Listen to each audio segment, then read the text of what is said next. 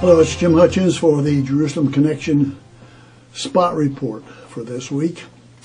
I want to pick up where I left off with the e-newsletter last Friday.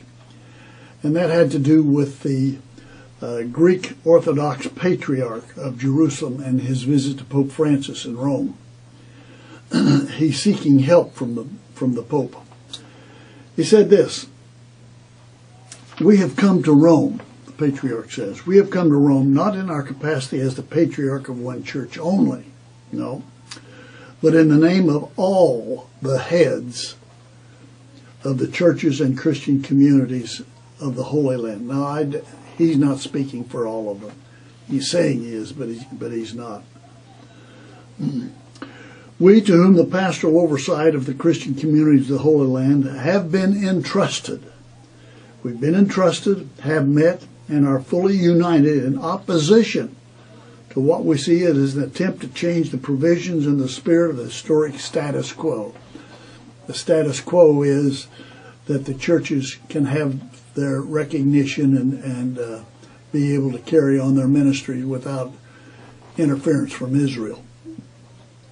"The delicate balance that must exist if the Holy Land is to be sustained in its integrity as a region where many peoples can live and flourish and be witnesses to the divine human encounter of which the holy sites are a tangible sign."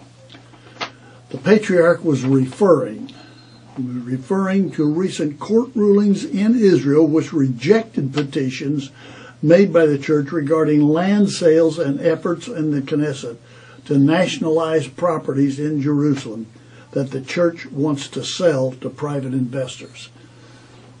So Israel is stepping in if the church is going to sell its property for non-church purposes.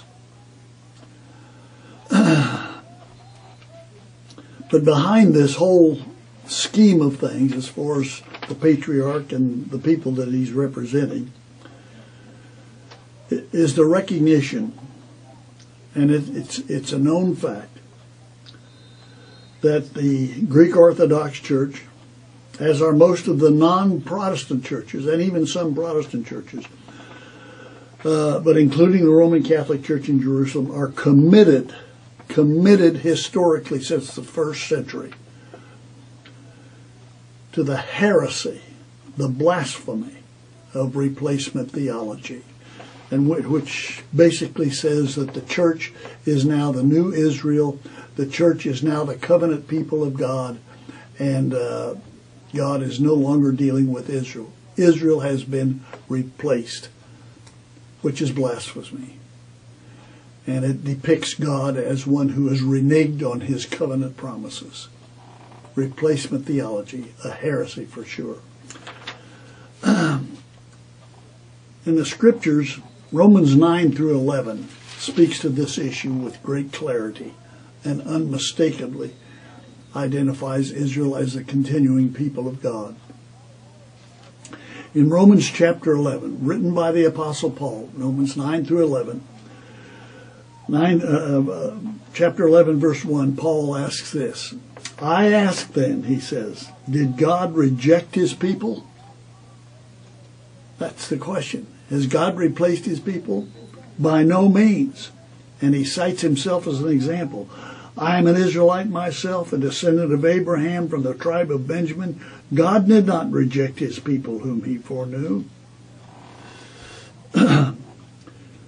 Going on down to verse 5, he says, "So too at this present time there is a remnant of Jews who believe in Jesus Christ as Savior and Lord."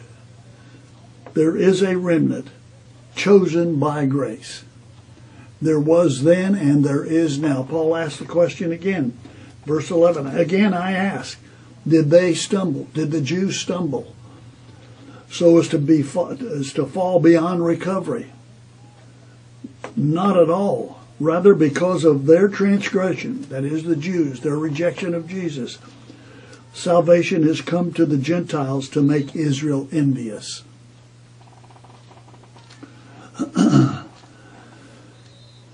In his concluding remarks In Romans chapter 11, Paul says this, I do not want you to be ignorant. He's speaking to those who are ignorant.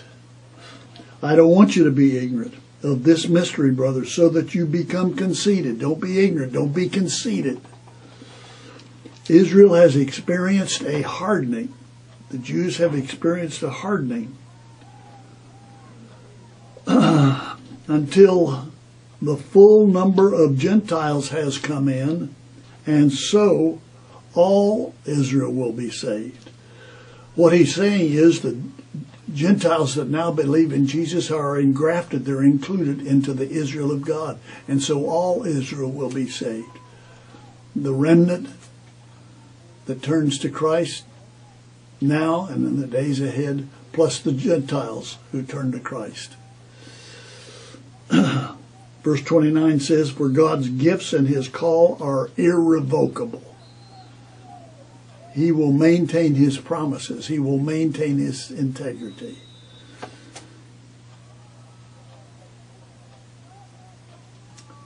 Replacement theology is a blasphemous heresy. It is now, it has been, and it will continue to be throughout eternity. Till next week, Od Ki Yavo Shiloh, until Messiah comes, Yivareka Yahweh. Yahweh bless you, bless those you love, bless those who love you.